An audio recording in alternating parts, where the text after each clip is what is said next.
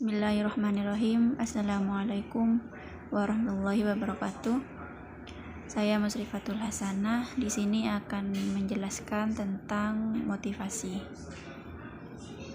Mata kuliah Administrasi dan Supervisi Pendidikan yang diampu oleh Bapak dosen Bapak Fikri Farihin, MPDI.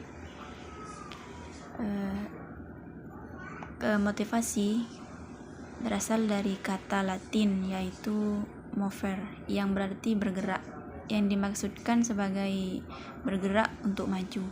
Motivasi dalam konteks organisasi dijelaskan Hasibuan 1991 halaman 183 sebagai suatu keahlian dalam mengarahkan pegawai dan organisasi agar mau bekerja secara berhasil sehingga mencapai keinginan para pegawai sekaligus tercapainya tujuan organisasi.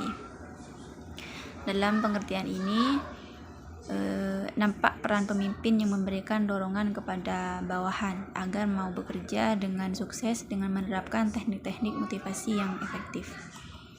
Selanjutnya, tujuan motivasi. Motivasi diberikan sebagai upaya memelihara semangat kerja karyawan agar pekerja dapat dilaksanakan dengan optimal. Motivasi ditujukan sebagai upaya mendorong dan merangsang pegawai untuk melakukan kegiatan atau tugasnya dengan rasa kesadaran.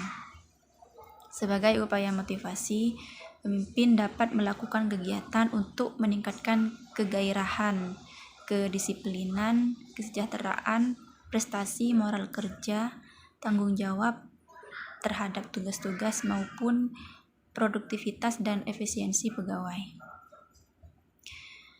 Hasibuan memerincikan tujuan motivasi. Di sini ada 10. Yang pertama, mengubah perilaku pegawai sesuai dengan keinginan pemimpin. Yang kedua, meningkatkan kegairahan pegawai-pegawai. Yang ketiga, meningkatkan kedisiplinan pegawai. Yang keempat, meningkatkan kesejahteraan pegawai. Yang kelima, meningkatkan prestasi kerja pegawai. Yang keenam, meningkatkan moral kerja pegawai. Yang ketujuh, meningkatkan rasa tanggung jawab terhadap tugas-tugas. Kedelapan, meningkatkan produktivitas dan efisiensi. 9, memperbesar rasa tanggung jawab pegawai terhadap perusahaan. Dan yang ke-10, memperbesar partisipasi pegawai terhadap perusahaan. Selanjutnya, prinsip-prinsip motivasi. Yang pertama, prinsip kompetisi. Yang kedua, prinsip pemacu.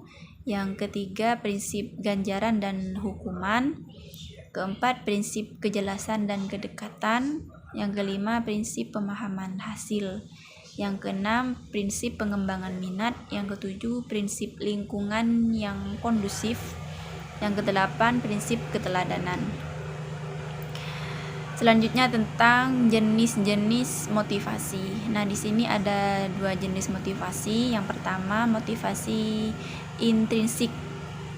Motivasi intrinsik ini adalah keinginan bertindak yang disebabkan adanya faktor pendorong dari dalam individu, berarti berangkat dari diri sendiri, dari individu. Contohnya, misalnya siswa belajar bahasa Inggris dengan baik secara lisan atau tertulis, bukan untuk mendapatkan ijazah atau pujian dari orang tua.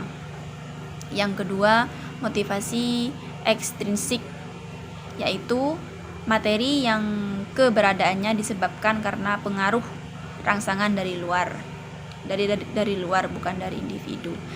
Tipe motivasi intrinsik ini mempunyai tujuan utama individu dalam melakukan kegiatan untuk mencapai tujuan yang terletak di luar aktivitas belajar ataupun tujuan tidak terlibat dalam aktivitas belajar, berarti tidak berhubungan dengan belajar, melainkan di luar belajar.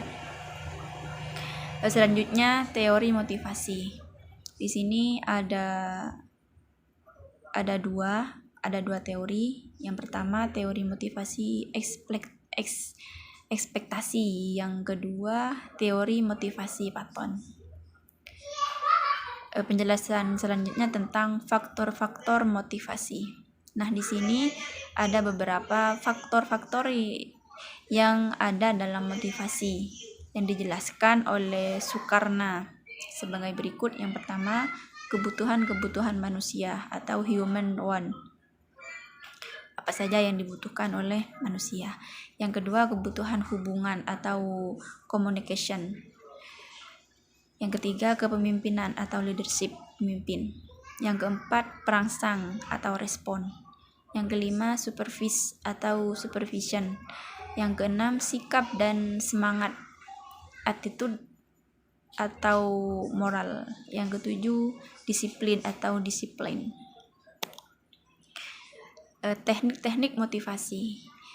Niti Semito merinci teknik-teknik motivasi sebagai berikut. Yang pertama, pemberian gaji yang cukup.